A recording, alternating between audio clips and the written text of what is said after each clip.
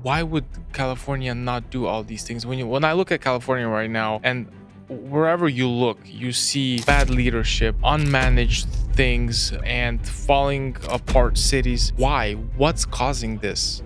The voters. The voters continue to be uninformed by choice, not involved with when people are complaining about the city or the county, ask them, when's the last time you went to a board meeting? Have you ever read your policy? Have you ever read the initiative? No. So what did the state do then? They told the insurance industry to create a fair plan, a last resort policy. How much tax money went into that? None. Who's paying for that? You, the ratepayer. It's a crappy policy. You won't be happy to hear this. The Department of Insurance is asking for a 48% increase in the fair plan premium. You have to feel safe. You have to have good health. You have to have economic mobility. That doesn't mean you're rich. It means you can gain more.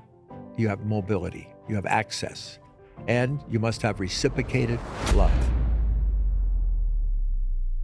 Tom, lately there has been a lot of stories, a lot of chaos going on, especially now here in the state of California with homeowners insurance. And now this article you sent me about auto insurance.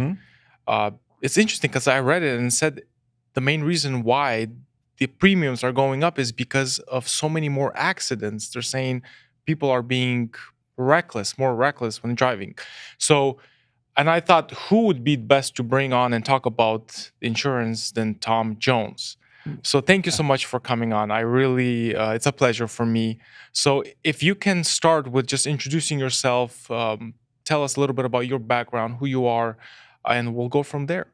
Thank you. And it's a pleasure to be here. I'm a third generation Oakland, California kid. I was born December 4th, 1941. 3 days later, the Japanese bombed Pearl Harbor. So all my friends said 2 national disasters in 1 month. So I grew up in the best time you could be. California in the 40s and 50s was just fantastic. We had a trolley system, we had buses, and you had chores. I went to Catholic school. You had your homework, you had your chores, you had maybe 50 kids to play with on the block. It was a great life.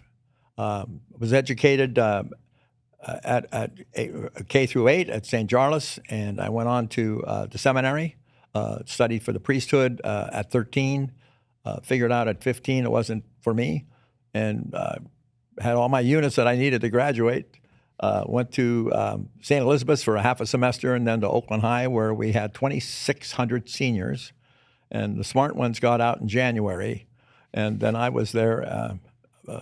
I went to half a day at Oakland High, and I went a half a day at Oakland City College, and I also had a full-time job. So why did you say the smart ones got out in January?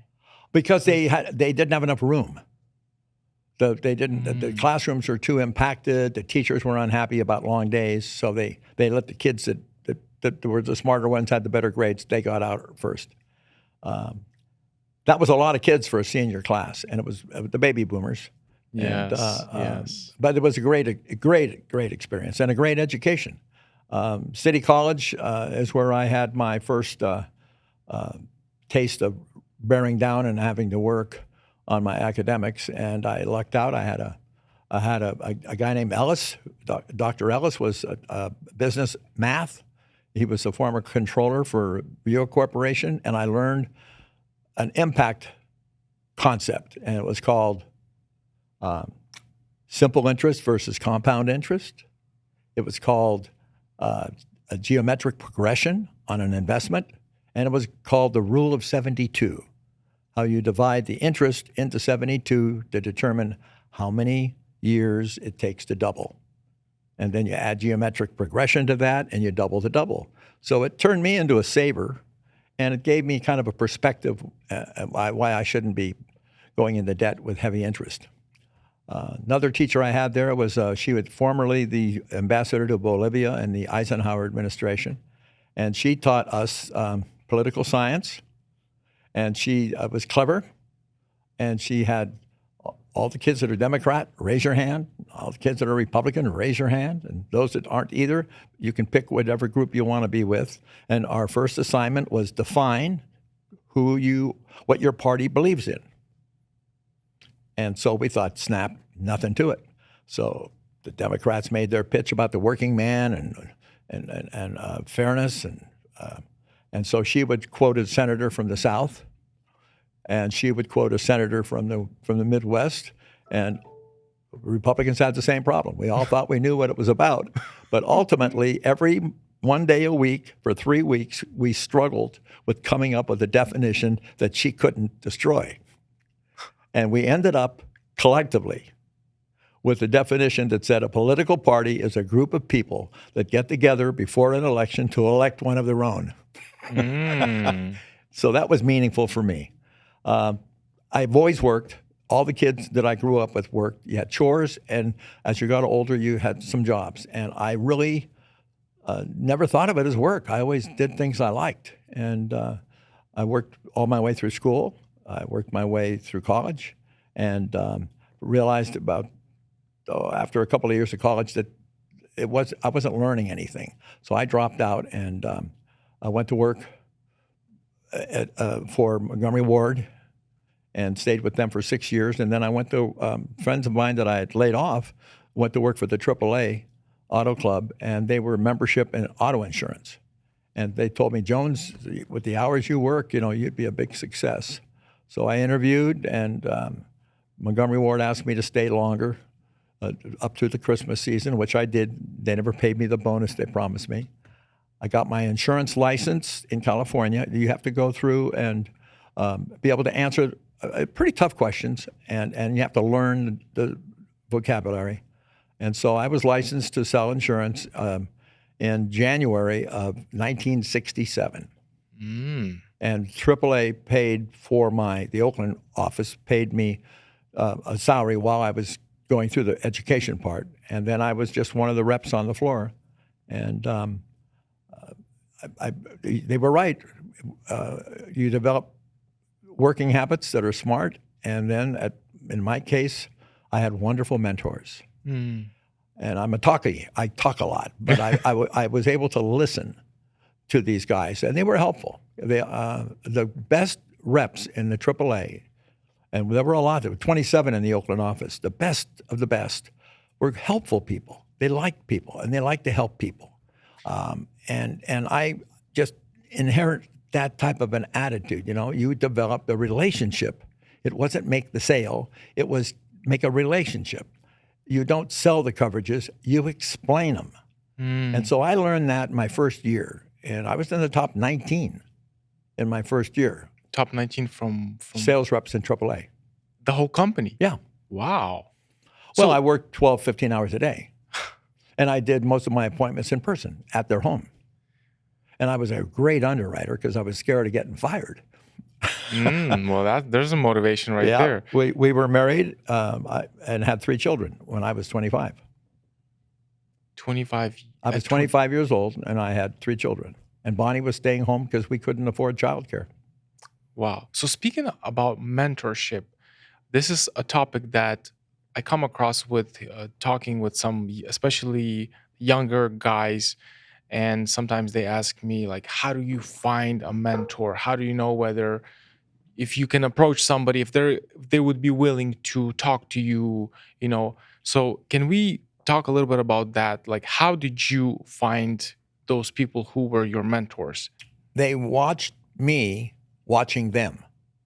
And I showed respect. And on my nature, I didn't say very much.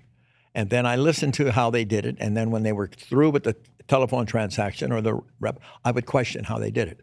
And they were flattered. And like I said, the good ones are trying to help you. Yes. The bad ones are negative, and they're trying to make you negative too. So I would say the best way to do it is to see the people that you respect, that are successful, and they will help you. Yeah. And when I transferred from the Oakland office, Bonnie wanted to get out of the city, and we went up to, we started interviewing. Since I was successful and a club member, the smaller district offices that she wanted to live anywhere north, I always was getting an interview, and the regional sales managers were all saying, he's nuts. He wants to, he's got it made where he is, but we moved up here, and I applied the same thing. I wanted to go where the established reps didn't go. Mm-hmm. I wanted to be organized. And so every Tuesday I went to Lincoln. Very few agents ever went down there. And I went to Forest Hill on Thursdays, once or twice a month, weather permitting. I'd go up the hill all the way to Tahoe, which was part of our territory in Auburn. And it took a couple of years to get the traction and the grasp of what's going on. The third year, I knew that I was successful because I started getting referrals a couple times a week. And I built my whole business, my book of business, on people and families. I built vertical. I wasn't looking to sell price.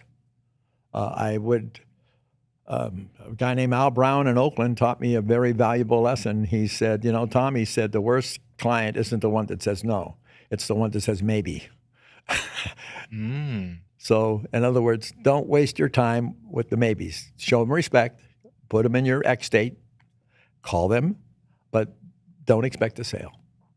It kind of reminds me of this verse from the Bible. It talks about the condition of being hot or cold, but not somewhere in the middle.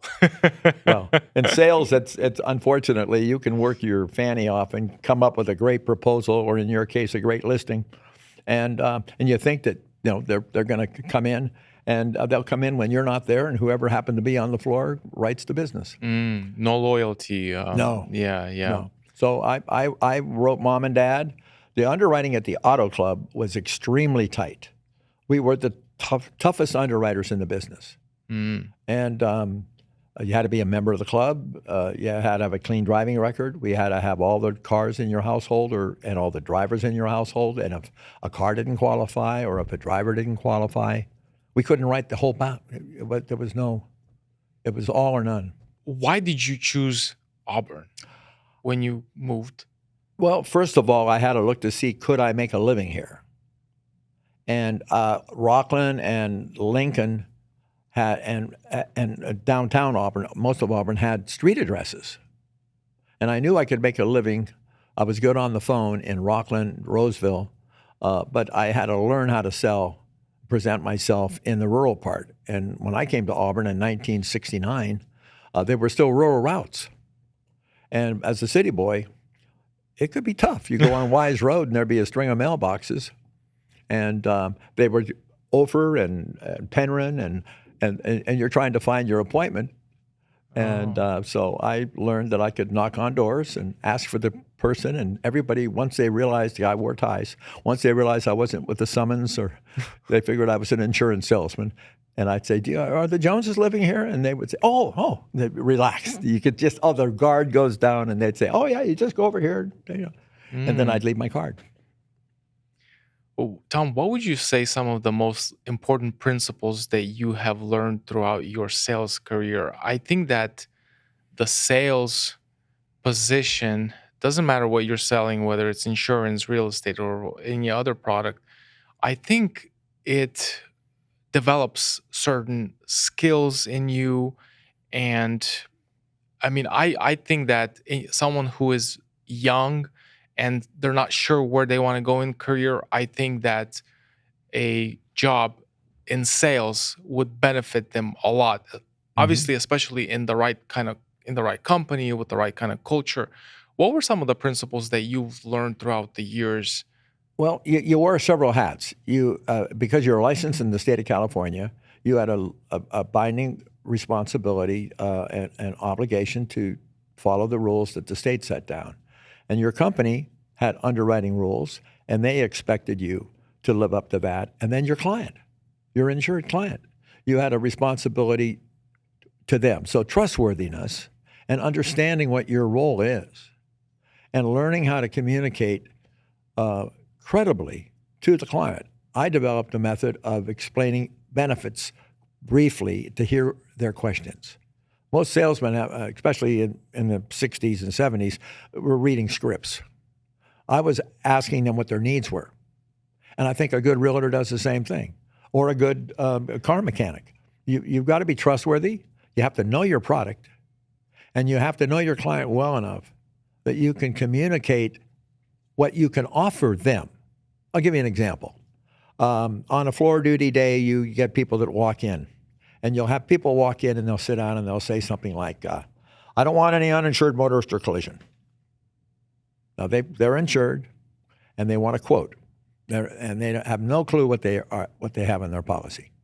So instead of what I always did was I would start defining what they need. One of the California says you have to have liability. So, and if you own a home or you have any money, then you need liability coverage that will take care of the damage you did to somebody.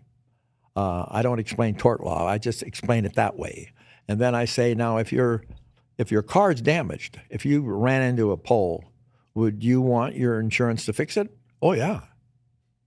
And if your car caught fire, would you want it repaired? Yeah. So we call those comp and collision. Oh, I didn't insult them or embarrass them. I asked, what would you want to do under these circumstances? And then I explained the coverage. And then I would talk about uninsured motorists, which in California was very controversial for a long time. People just absolutely didn't want to have to pay for the other guy. And I said, no, if you were picking up the kids from school and you got hit by an uninsured motorist or an underinsured motorist, what would you do if the mom and dad didn't have coverage for this kid? You're not liable. But if you have uninsured motorist protection, they would be covered there. Oh. So again, that was my approach. And then after I explained our benefits, I never badmouthed the other company. After I explained what we offered, then I would qualify them because our underwriting was real tough. So it kind of reversed the role. Now I'm asking them, do you qualify for us? It worked because it was honest. I wasn't being cute. I was saying, now, anybody in the family had a license suspended? Any DUIs? Has anybody had any tickets or accidents in the last 3 years, which was our underwriting? So I got all that done. Now, that's where the interview stopped. If they're coming to me because they were being canceled because of their driving record or problem, I don't want to go through a quote. They're not going to get it. So at that point, I would explain when they would be eligible. But since they took the time to come in, I'd let them join the auto club. So the approach I'm saying is product knowledge, a sense of trustworthiness for you, knowing that you could be on camera and feel comfortable about what you were saying to that client, and that they understood what you were saying. It doesn't do a bit of good to. Later on, you got smart. You're looking to see which one has the checkbook. You find out that mom's making the calls, but dad has to answer the questions. So you're really talking to mom, but you're looking at dad. Those are the things that I'm sure you've picked up on. Yeah, there's a lot of psychology but it's not suede shoe. It's learning to communicate and never offer more than you can do, and then not be afraid to ask for the money. A lot of reps would go through the whole thing and never ask to close. They didn't never close. So I'd always say, is this going to be cash or check? And they'd say, well, can we give you a half now and half later? I'd say, yeah, I think so, sure. Wow, yeah. So those are the building blocks that I have. Now, the follow-up is where I excelled. I did the renewals in person or by phone every year. I had 300 accounts a month my last couple of years, and I loved it. That was the part of the job. I really enjoyed it. And I went to a lot of homes. I probably a couple of homes a day, weekly. And I was available. That's where most agents went home at 5. I had a lot of people that worked over the holidays. A lot of kids home from college. That's where mom and dad are going to take them off the policy. I was there. So the newspaper, the Auburn Journal on Thursday used to have who's getting married, who's getting divorced, who's separated, who had a baby. I had a whole load of cards, condolence, attaboys, birthday, and I would send those out. When there's somebody's going to get married, and they were one of my clients, the first guy that got the quote won, because married men got about a 50% discount on their insurance premiums. Wow. So a 22-year-old kid is paying, I'm going to say 110%. He gets married, he goes down to 70%. but it's the first guy in the door that gets the business. Wow, that's so cool. That's interesting. And it was fun. I loved it. And Yeah. of course, I love my clients. Well, hearing how you're talking about this, I can tell that you really enjoyed it, and you can tell, when somebody enjoys it or not. You know, how has the industry changed right now? You look at it comparing to Oh, it's when. terrible. You don't have relationships anymore. It's artificial intelligence. There's reasons for that, but I could see the trend going even at the auto club. You got away from that agent-client relationship. It wasn't a fiduciary relationship. It was a personal relationship, and now you're dealing with a whole different type of marketing, and you're dealing with a state that's gone berserk as to regulatory issues. They've taken underwriting is qualifying the risk. You want to qualify oranges. You don't want oranges and figs. The actuarial math takes in the auto business. They determine how many accidents and claims they're going to have per million miles. So they have a tablet there, and the homeowners have a same actuarial math. So do life insurance companies. So you have to have a basket. So in this case, it's 1 million miles. How many accidents did we have? How many do we forecast? Who's going to have the accidents, and how do we charge them at the proper premium? The state intervenes with that because they cry a lot. So the assemblyman and they get propositions and then you have another issue here in California that we didn't have quite as bad, and that's California actually has a state religion. People don't know that. It's called litigation. Anybody that gets hurt in a parking lot or anything is going to sue. So the insurance companies started getting so many lawsuits that the claims department would just determine a settlement based on what it would cost to take it to court. So you begin to lose the accountability. You lost the fact that, gee, it wasn't my fault. Why are you paying that guy? Well, because $6,000 will make him go away, and if we go to court, it's going to cost us a lot more.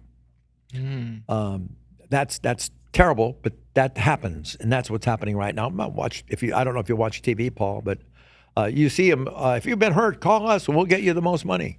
Oh, there's so many of them billboards, like the injury attorneys, right? Like, Yeah. what's going on with that? Why are there so many of them? Because they make contingency fees up to 30-40%.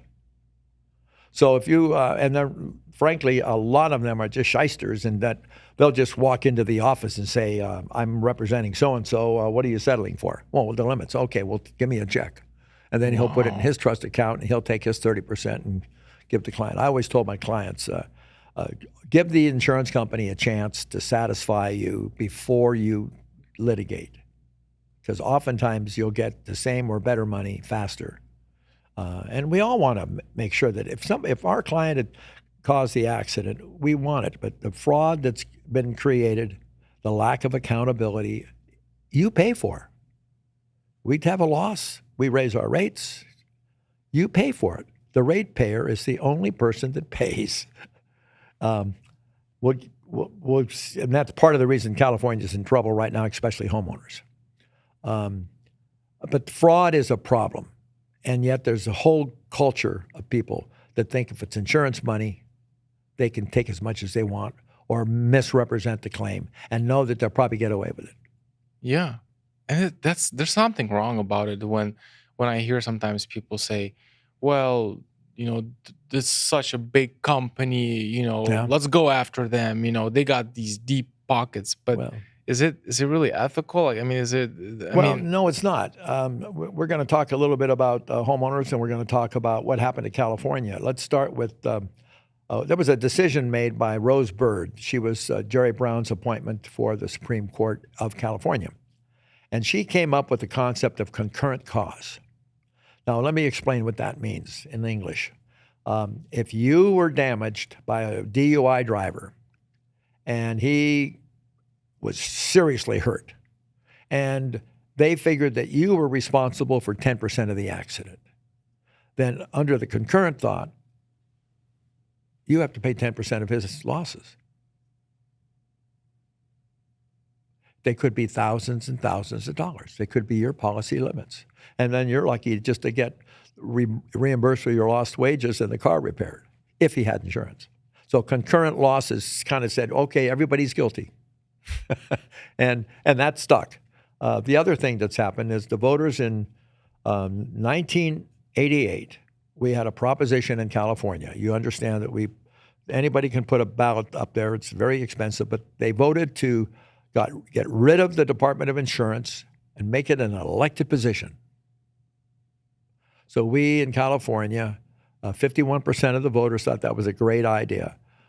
They wanted to have nonprofits could be sitting at the table when insurance companies request rates increases.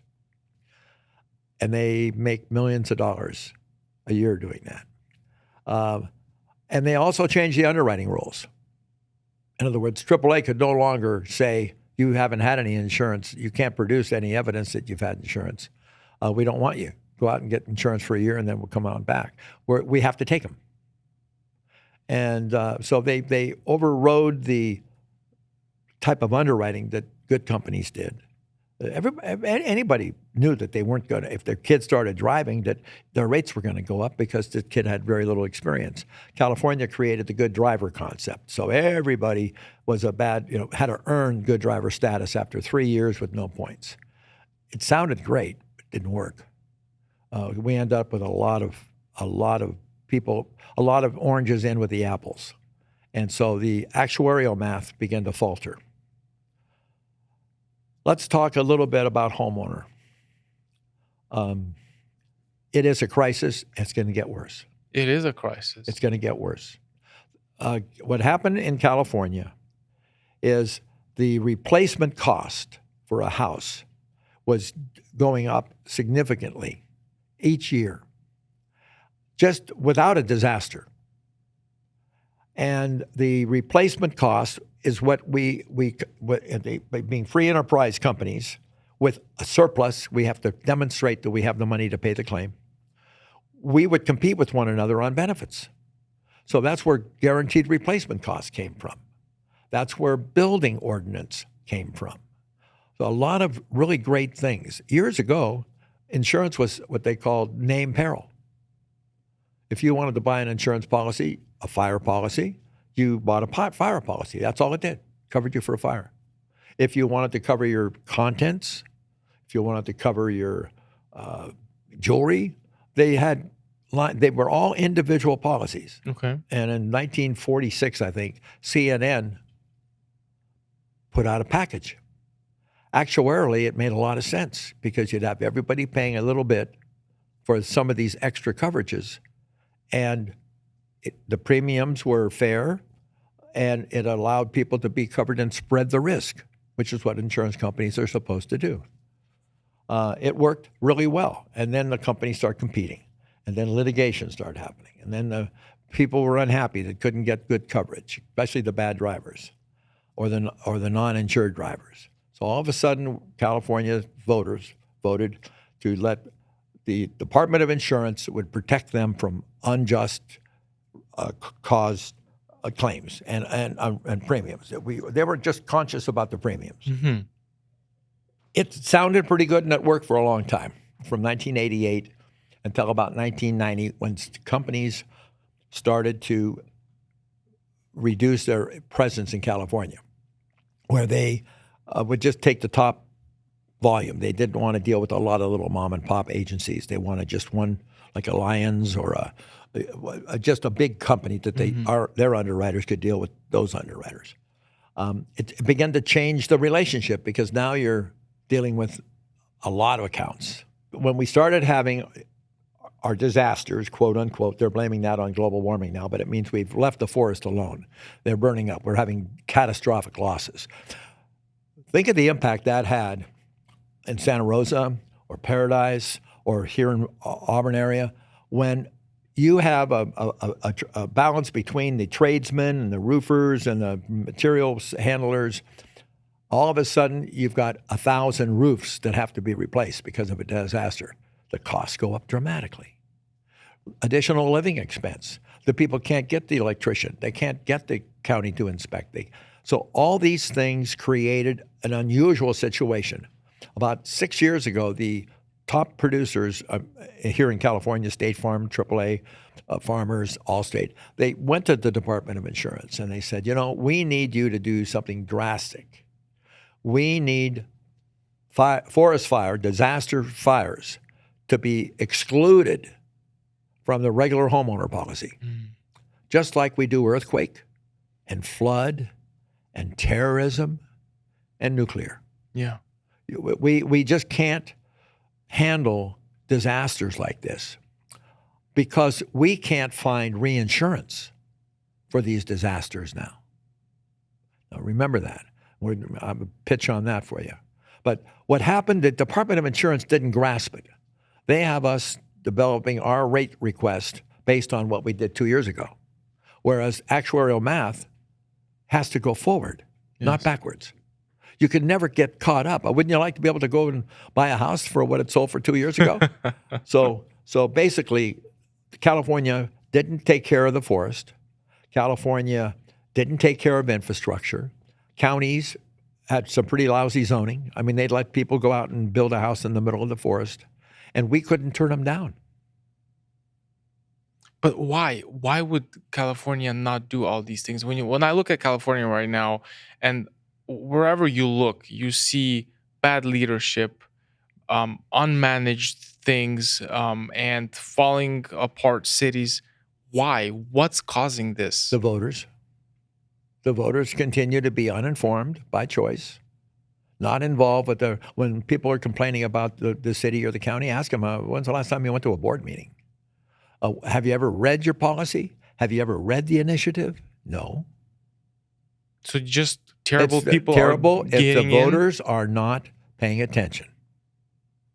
And consequently, they as long as the public sector has someone to blame, then it's going to continue. But the reality is we should have had an exclusion on disasters so that everything else could have stayed the same. Now, you understand what reinsurance is, or are you familiar with it? Well, for a lot of people who are going to be maybe watching this and they don't understand, I think if you can briefly explain. Okay, what let's that talk means. about what is your risk as a homeowner when you buy a policy. What are you out? You're out your premium. You're out your deductible. So let's say you've got a $500,000 house to replace. That's a replacement cost.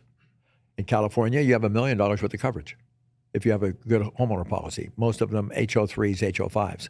That means you're covered for your content. For every dollar on the house, you got 70 cents or 70% for your contents, new for old. It means you have 20% for your additional living expense. It means you have appurtenant coverage, your fences, your garage attached. And you have all kinds of endorsements, including liability and medical coverage for people at home. That's a great package. It was created because of private enterprise competition. And it was affordable because you spread it among all the same type of houses, all the same kind of people. But we, the insurance company, $1 million might be one house. $500,000 policy. Another $500,000 worth of benefits. So to get the $100 million that we need in risk to lay off, we lay off our bet. We take a piece of it.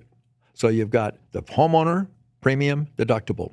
You've got the insurance company that produced the policy and servicing the policy. They may take the next 20% of the premium. And then the reinsurance companies take it from there. Very famous current example is the Baltimore Bridge. The Aon was the broker of record. Chubb took the first truck. There were 80 different reinsurance companies that took the rest of the risk. California doesn't treat reinsurance companies well. They haven't put new money into California. They haven't taken it out, but they haven't put new money in for the last 4 years. Now, what does that mean? It means that we don't have enough surplus to take all the people that we currently insure, And we're not really interested in quotes for new people when we have to choose who we're going to keep and who we're going to non-renew. States answer, to show you how uninformed they are, they said you have to notify them 45 days in advance that you're not going to renew them. That was their solution. That's it. So we notify them, all of them, and then we pick which ones we're going to keep.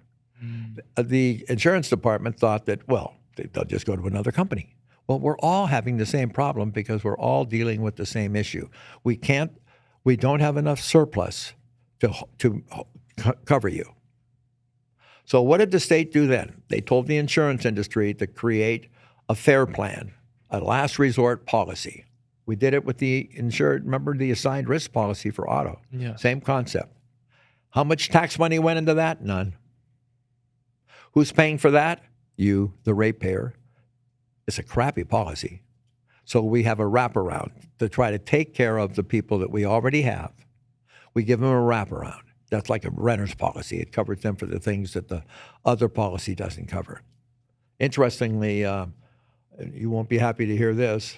The Department of Insurance is asking for a 48% increase in the FAIR Plan premium. Oh boy. So And their policy is terrible. Tom, when you just said that, you pointed at me and you said you're paying for it, it's coming from the premiums that I'm paying for my insurance? Your premiums include all the costs that we have to pay. The Department of Insurance, the insurance commissioner, has no tax money. It's all paid by the insurance companies. Oh. That was in Proposition 03, that it was going to be an independent body with their elected official. Mm-hmm. Mr. Lara, who's the current commissioner, is a decent man. But he's like the other insurance commissioners. When he came on board, he was elected, the choice of the people. He brought his little group of experts with him. They weren't actuarial. They weren't trade representatives. They weren't statisticians. They were politicians. He's looking at the next office.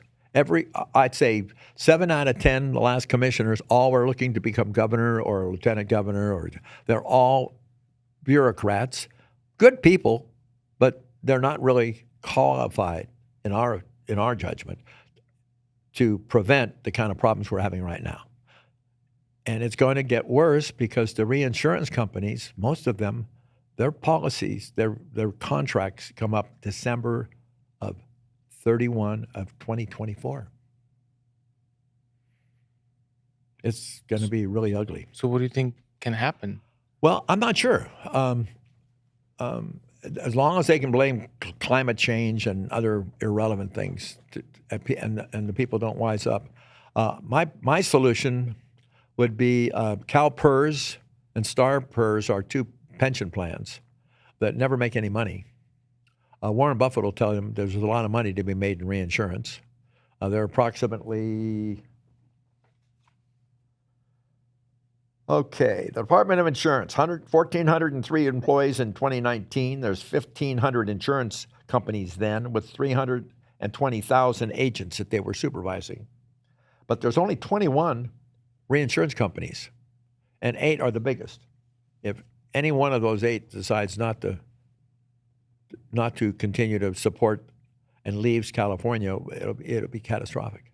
So the answer if I was the king, I think we could work out a deal with CalPERS and StarPERS, who have literally hundreds of billions of dollars in assets, and they're getting a very poor return. Let them become a reinsurance company, but don't let them run it. Go out and steal a good actuary from Berkshire Hathaway or for Insurance Re or some of the successful, and bring in somebody that can run it, and then let them bridge. Once they work with the Department of Insurance and it becomes pension money, I believe that we will transition away from regulatory foolishness and go back to a private sector concept where people can choose among many companies what coverage they want, what company they want, and who they want to handle their business. Now, everybody says, no, we're sorry. We're not giving quotes, or we can't take anybody new because we can't pay your claim. We have to choose the people that we want. and it's going to be tough on you guys. A lot of people have already left the state. Some people's patience just kind of ran out and they're like, okay, we're done with the state. Uh-huh. They moved out to some to Texas, some to the Carolinas, some to Florida, Idaho, Idaho, small, yeah. yeah.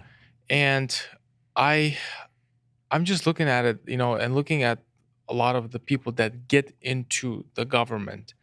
And it's almost as if though those people who actually go in there into the government, they don't have to bring like some kind of a experience. They don't come there with like some solid experience from their past in their career. Like for example, like even like in all these positions that are up there when it comes to like insurance, wouldn't you think it would be a lot helpful if people that run for office have some sort of experience with in the private sector? The voters have that opportunity. Steve Poizner was the last and the best insurance commissioner we have, and the people didn't vote for him. So you're absolutely right. But we're a free society, and anybody can run as long as they meet the basic minimums, and then they're theoretically evaluated. If they fail, then theoretically they're going to be voted out of office. But that certainly isn't the case. So we have a president that proves that. So the public sector, though, is growing. And the public sector doesn't put anything on anybody's table.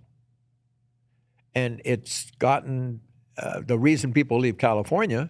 I'll give you an example. I have a friend that was a contractor, a very good one, and he went up to build a home for a friend of his that had a distant cousin in Wyoming. And so he brought some plans, talked it over with his cousin, and he went down to the little city hall or the county they had. And he explained that what he was going to build a house, and he had his permits, and his plan. And he said, "I need a permit and need to know about the procedure."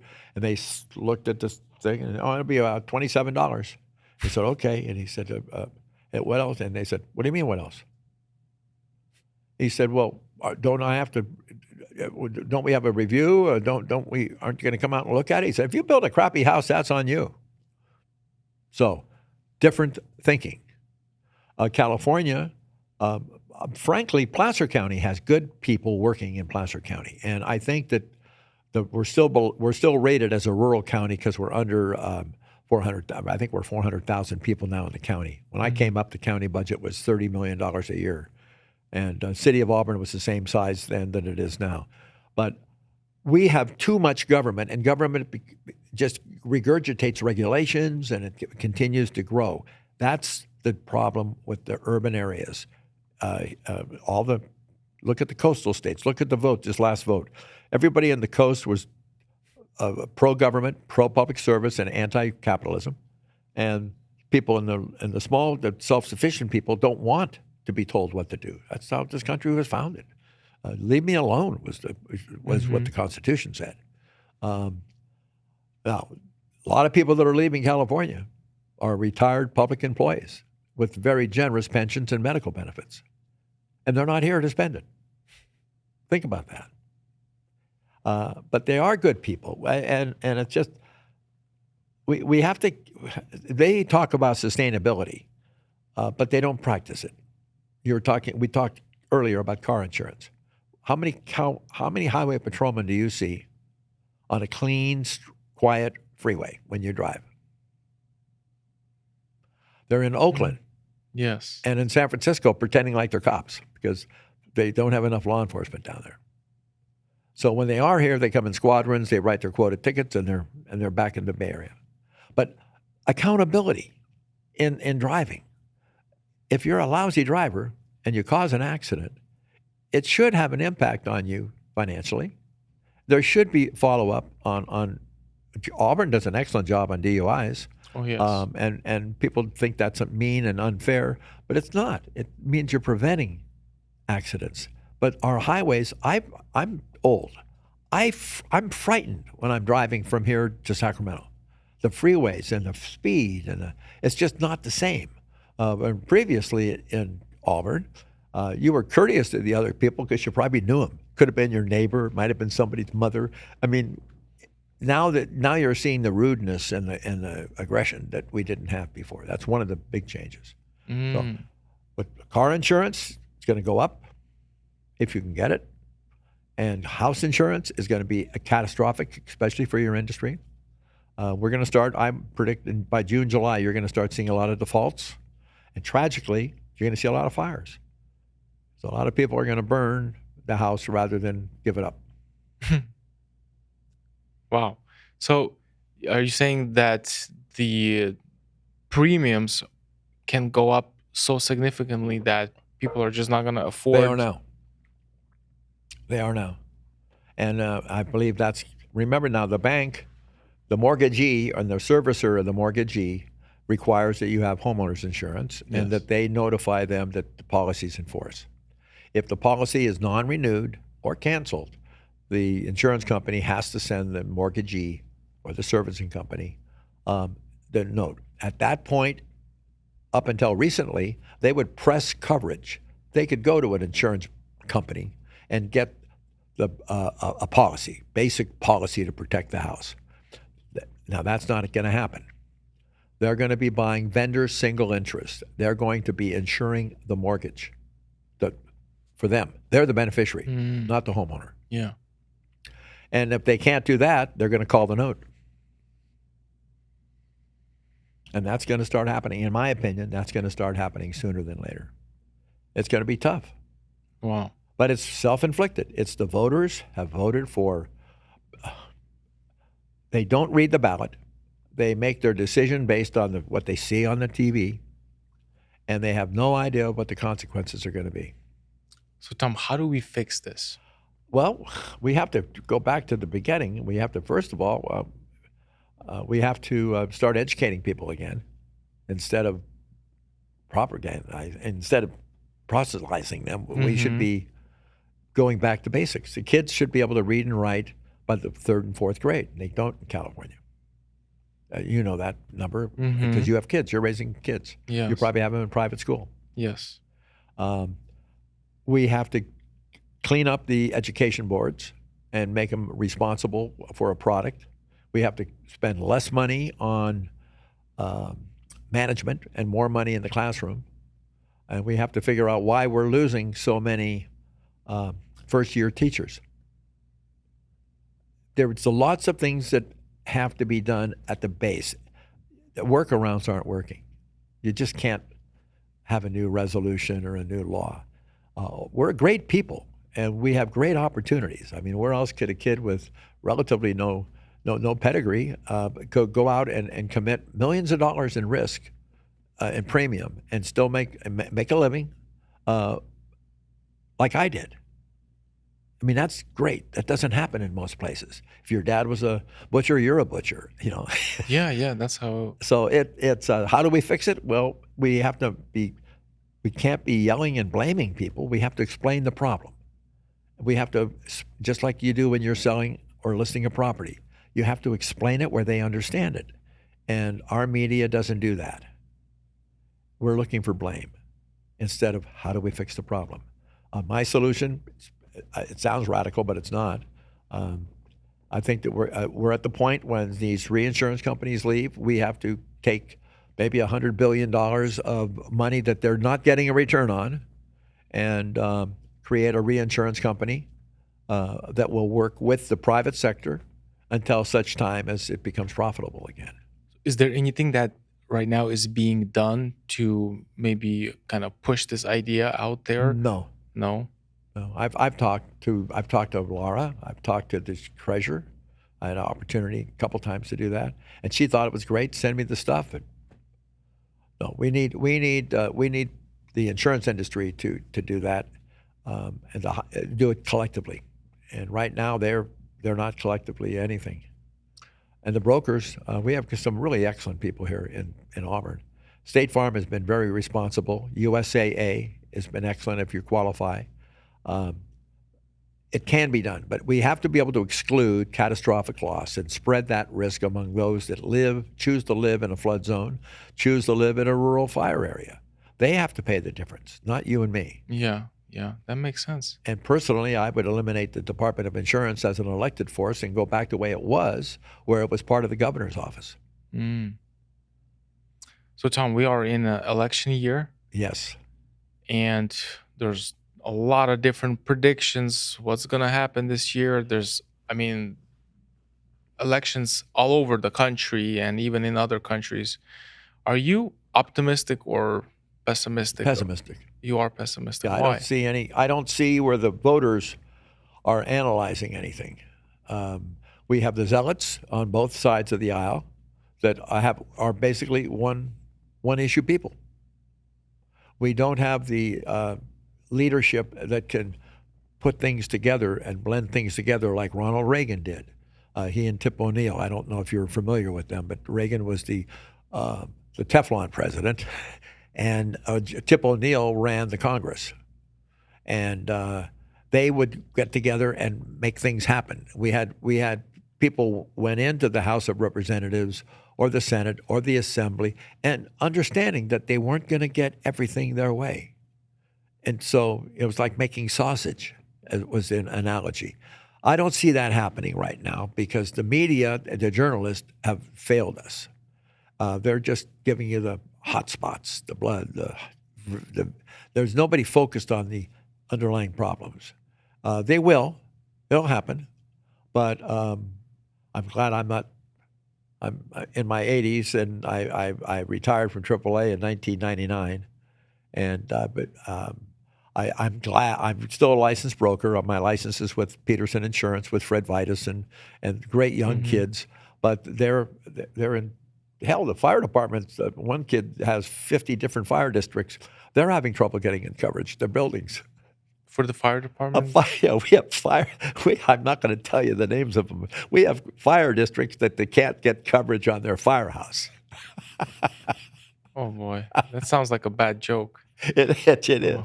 is. No, I'm pessimistic because I don't see the focus is all on the presidency instead of where it should be, which is the House of Representatives and the Senate.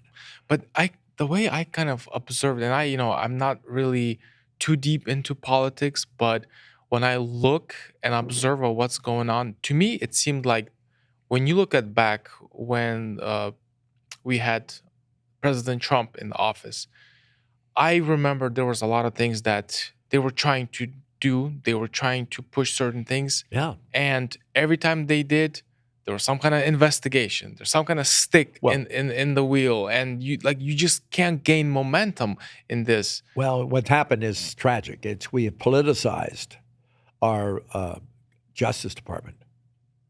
I mean, we're right up there with the third world. They use the power to investigate, subpoena, to indict politically, and that's wrong. That's sinful. That's terrible. FBI has been a disaster. Um, it had always had its dark moments, but I have a lot of inside information. But uh, we should do away with the Federal Bureau of Investigation. We should create the Federal Bureau of Information. We're in the digital age. The sheriff in Podunk County should be able to get data right out of the FBI banks to see who this guy is. And the information would be shared to any qualified law. We wouldn't have people spying. We wouldn't have the setting up. We wouldn't have what they have now. It's wrong. And the failures. 9/11 Day should be the day of shame for the FBI. Do you realize that the airplane training schools learn to be a pilot were calling their local agent at large and saying, "This is weird. We've got these guys here. They want to learn how to fly, but they don't care about landing." Wasn't that a clue? And they were getting these calls. Nothing happened. Another example is the gymnastic team. They had a pervert that was their coach and abusing them, and the parents were complaining to the FBI. Nothing happened. So get rid of them as an agency for investigation, create a database. There are 600 employees right in Roseville running database, but our sheriff can't get it.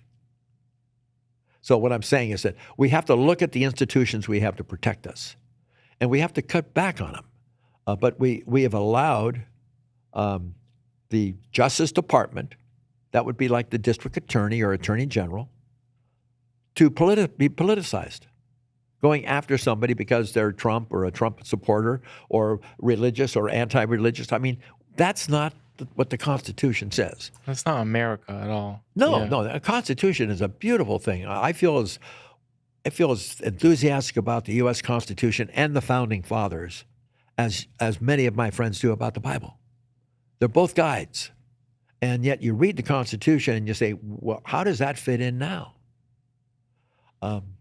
We can't continue to pretend that we're curing social ills by throwing money at it. It hasn't worked. We have to improve the schools. We have to improve the careers for teachers. They used to be very respected. Now they're in opposition. They're fighting the administration. They're unionized. My friends call some of these schools, how do they put it? Unionized government schools. And that they don't want the parents involved. So how do we fix that? We go back to basics. We go back to what works. You're not going to, if you have a flat tire, you're not going to pretend, you're not going to paint the rim and drive off. You're going to go and fix the tire. And we're not doing that. And I don't know why we're not. But we need more participation in government. We need to work closer with our churches. A lot of them are under the gun. Charity was family and then church in America. And now we have churches that are businesses. Yeah. And a lot of the migrants came up with Catholic Charities and the Lutheran groups. Well, then they should take care of them. I shouldn't get too wacky. Yeah. Well, basically, we have to go back to what worked. That's not really complicated.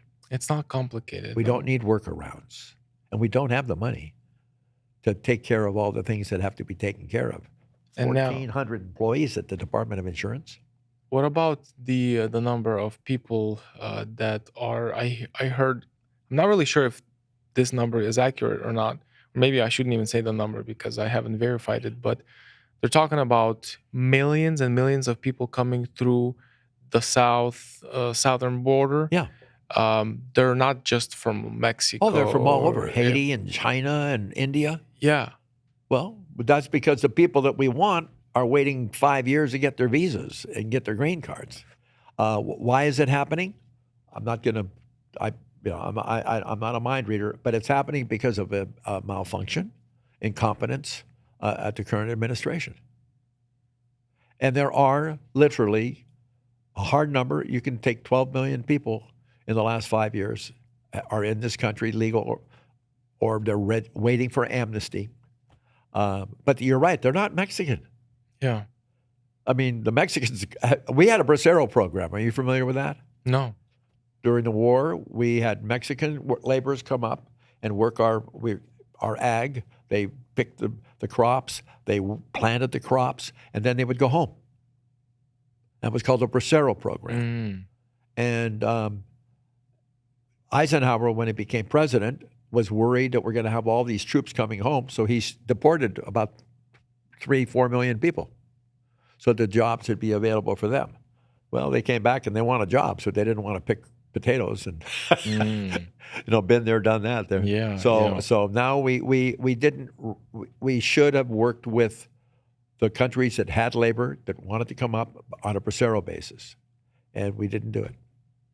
Now we have people that they're not even taking the. Let's talk about technology. Why can't they have the DNA sample for the people that are coming in? At least a thumbprint.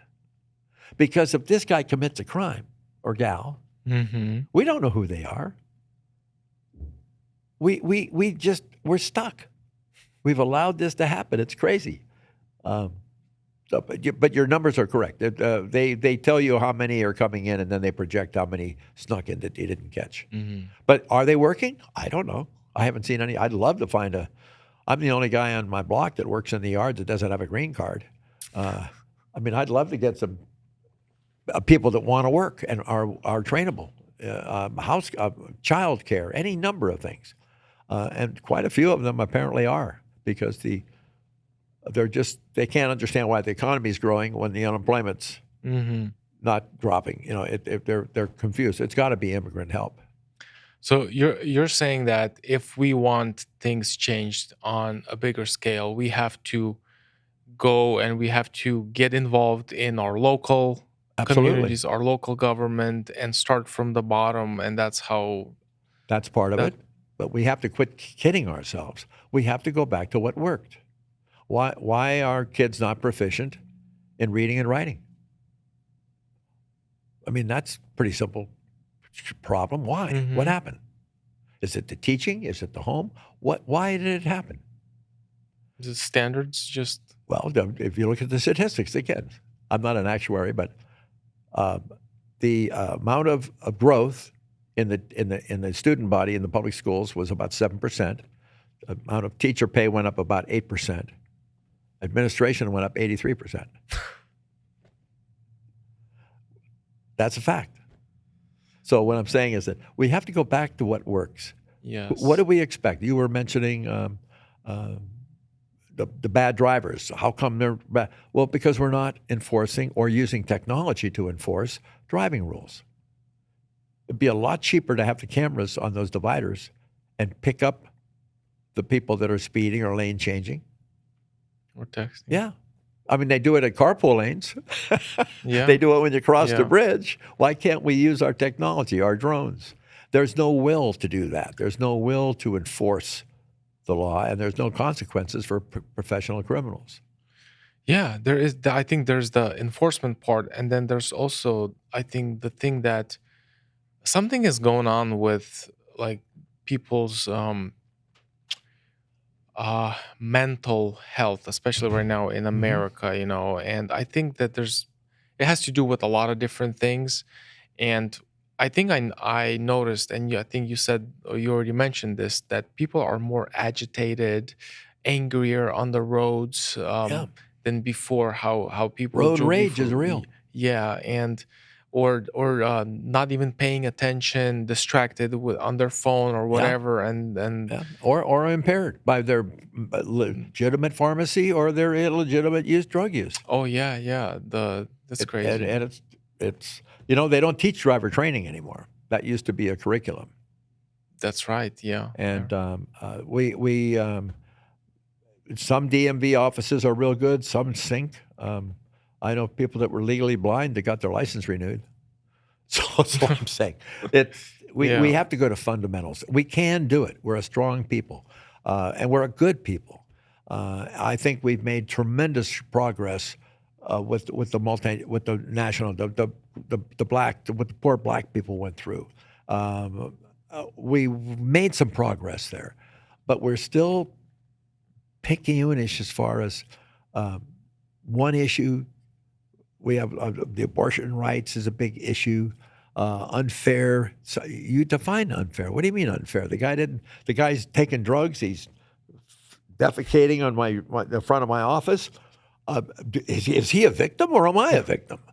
So that's. I mean, we have to get real. Common sense is necessary. Yeah, and consequences. You know that the jail at Placer County, the sheriff did Hmm. all the jailing. They do in most counties. They had a farm out in Wheatland and Sheridan, and they grew all the food for the inmates. Wow. Yeah, that was probably illegal now, but that's what they did. Bill Scott was the sheriff, and they had a farm out there. And then Bill Newsom, Gavin's dad, when he became a Superior Court judge in Placer County, he was innovative, outside the box.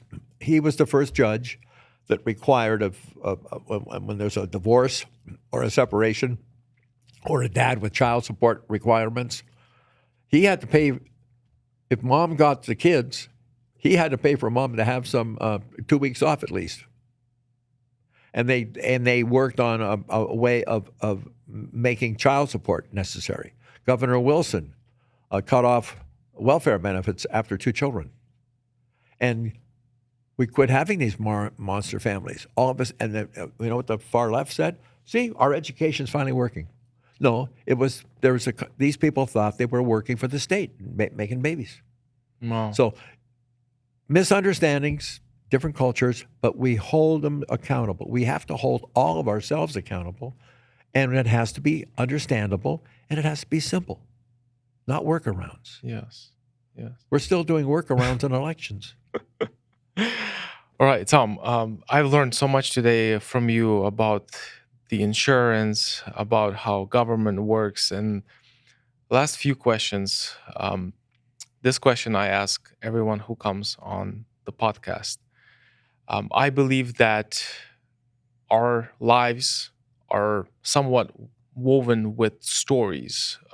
Sometimes stories we read about, we hear, or even the stories that exist right here. And we tell ourselves it's sort of like a philosophy that we live by. Can you talk about something in your life? Maybe it's a story or some kind of a situation that happened in your life that had a profound impact on you. Besides falling in love and making babies. Yeah, I can. I can tell you a story about. I was raised Catholic in a Catholic, Irish Catholic neighborhood. My great grandfather McCarthy was the patriarch, and St. Charles was the parish. And we had a Jesuit who was from Canada. He was French speaking, and he was staying at St. Charles, the rectory, with the priest. And part of his responsibility was to call on some of the families. And he was working on his PhD in library. And he came to our house one night for dinner. He was invited. That's a big thing. The priest used to do that. And Father, oh God, I had his name a few minutes ago. But Father came and he sat at our table, and there were 5 kids then, 3 boys, 2 girls, one on the way. And our family, did a lot of discussion, and he told my mother that he couldn't imagine children having equal opportunity to discuss and talk philosophy, religion, whatever it might have been. It wasn't a controlled speak when spoken to, and he liked that. So he came back a couple of times, and he was always surprised. There's usually an extra kid there. So the conversation came up about happiness, grace, and happiness. And he said there's 4 elements of happiness that are essential. First is you have to feel safe. You have to have good health. You have to have economic mobility. That doesn't mean you're rich. It means you can gain more. You have mobility. You have access. And you must have reciprocated love. And that stuck with me. That kind of became I was probably 11. Unfortunately, he moved on. So the Joneses then reverted back to their normal, which is often wrong, never in doubt. but Father Lapine, it stuck with me. And so when I look at a family or our family or my children's marriages, I say, do they have the 4? Are they safe?